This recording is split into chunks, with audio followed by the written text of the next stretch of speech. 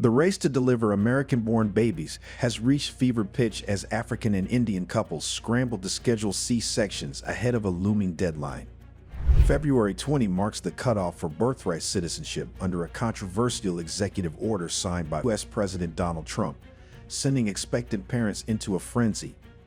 But how far is too far in the pursuit of a better life for one's family? The stakes are high. Babies born on or before February 19 will retain the privilege of being U.S. citizens by birth, a safeguard for their parents as they navigate the murky waters of U.S. immigration policy. Those born just a day later will not share this status, sparking a rush to secure last-minute deliveries. But what does it say about a system when families are willing to gamble with the health of an unborn child to secure their future? Take Priya, an Indian woman expecting her first child in March, who admitted her family has been terrified of the uncertainty surrounding their immigration status. After 6 years of waiting for a green card and facing a century-long backlog in the system, she saw her baby's birthright citizenship as the only lifeline to stability. "We were counting on our child being born here," she said. Can anyone truly blame these families for trying to protect their futures? Or is the system itself broken, forcing desperate measures? Dr. S.D. Rama, a New Jersey-based gynecologist, has found himself inundated with requests for early C-sections.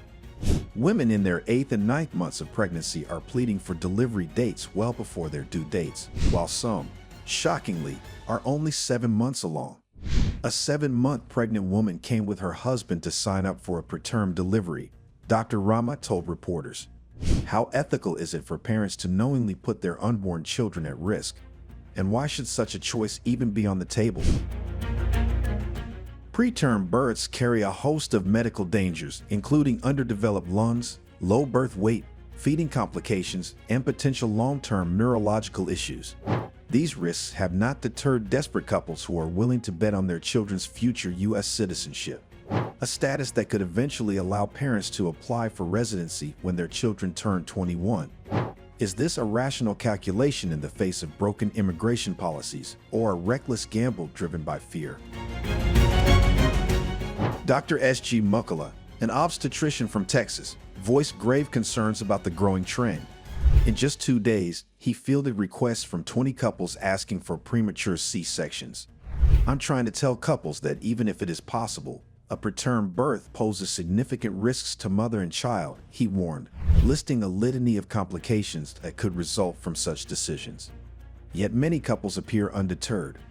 Does this speak to the power of parental instinct, or the desperation inflicted by a policy they see as life-altering? For African couples in particular, the stakes are even higher. Many families from Africa and India have relocated to the U.S. on temporary H-1B and L-1 work visas. With green card applications backed up for decades, birthright citizenship has been a crucial pathway to long-term stability. For some, it's their only ticket to escaping the economic and political hardships back home. But should a nation's immigration policies drive parents to risk their unborn child's health for a shot at stability? One African father who wished to remain anonymous described the policy as a nightmare. His wife, 8 months pregnant, has already scheduled a C-section despite her doctor's protests. "We don't have a choice. If our child isn't born here by February 19, they'll never have the opportunities we dreamed for them. How can we let that happen?" he asked. But is it fair to put families in such a morally fraught position, where their love for their unborn child drives them to take dangerous risks? Meanwhile, critics of Trump's executive order argue that the decision to end birthright citizenship undermines one of America's founding principles. The 14th Amendment enshrined the idea that all people born on U.S. soil are citizens. This order reverses that notion, effectively penalizing immigrants who are already contributing to American society. But should the desire for stricter immigration control outweigh the human cost it inflicts on vulnerable families? The ethical dilemmas surrounding this situation are staggering. On one hand, parents like Priya and the unnamed African father are making unimaginable sacrifices for their children's futures. On the other hand, the medical community warns of the severe consequences of premature births, not just for the children but also for the mothers. The emotional and physical toll of these decisions could haunt families for years to come. So, what can be done to fix this deeply flawed system? It's time for the U.S. to reconsider its immigration policies, addressing the green card backlog and creating pathways to residency that don't force families into dangerous, high-stakes decisions. Should the government step in to regulate medical practices in cases like these, or does that infringe on personal freedom? In the end, the story of African and Indian couples racing against the clock is a tragic reflection of a broken immigration system.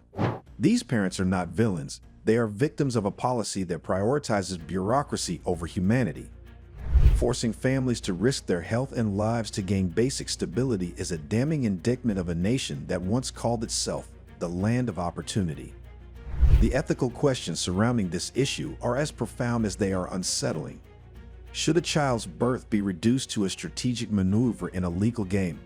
And more importantly, what kind of world are we creating when the pursuit of a better life comes at such a steep cost?